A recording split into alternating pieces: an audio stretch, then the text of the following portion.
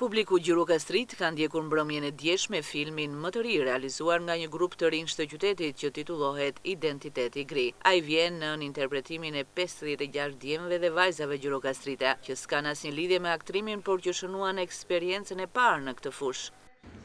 I vjen që kiqin të vjenën? Vjen që kiqin. Po bukën të ndë në një farë mënyre duhet ta nxjerrësh.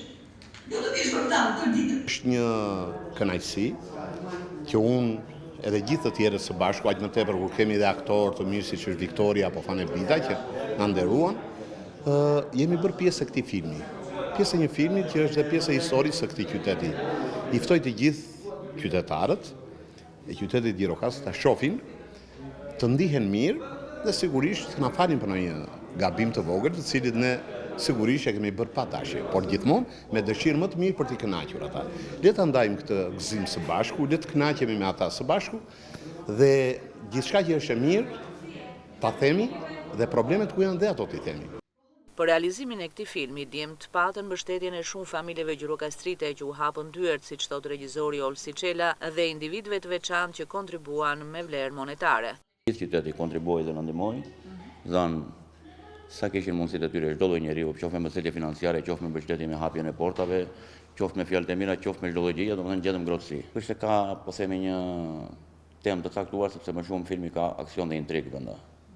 Domethënë shpërndahet në disa zhanera, nuk i qëndron një lloj pjese, nuk është një film që ka një aktor apo dy aktorë kryesor.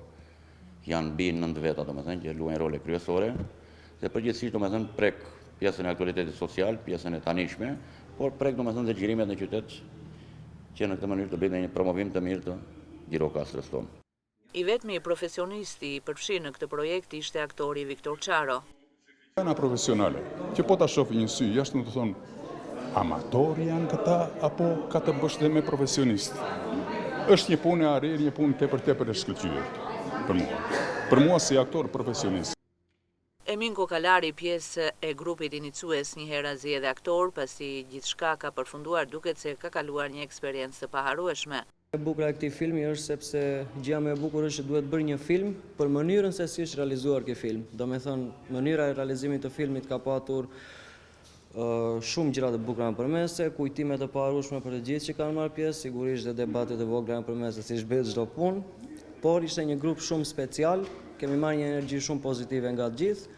Dhe siç thash, filmi më i bukur është filmi që duhet bërë se si është xhiruar ky film në qytetin e Gjirokastrës. Jam shumë falenderues për gjithë që morën pjesë, për mbështetjen e sponsorave, për njerëzit që na u bën palë, për operatorët që na ndihmuan sepse ne jemi të gjithë amatorë dhe për çudi domethënë është hera e parë që krijohet ky film dhe ne nuk kemi lidhje fare me krijimin e filmave përpara, por me këtë tregojmë se iniciativa, dashuria për të realizuar diçka gjithmonë realizohet në momentin që është dëshira dhe pasioni për të bërë. Identiteti i Gri do të vijojë të shfaqet në kineman e qytetit për disa mbrëmje reshtë, ndërsa mësojmë se kjo është vetëm seria e parë, është projektuar që ky prodhim të ketë dhe 2 seri të tjera.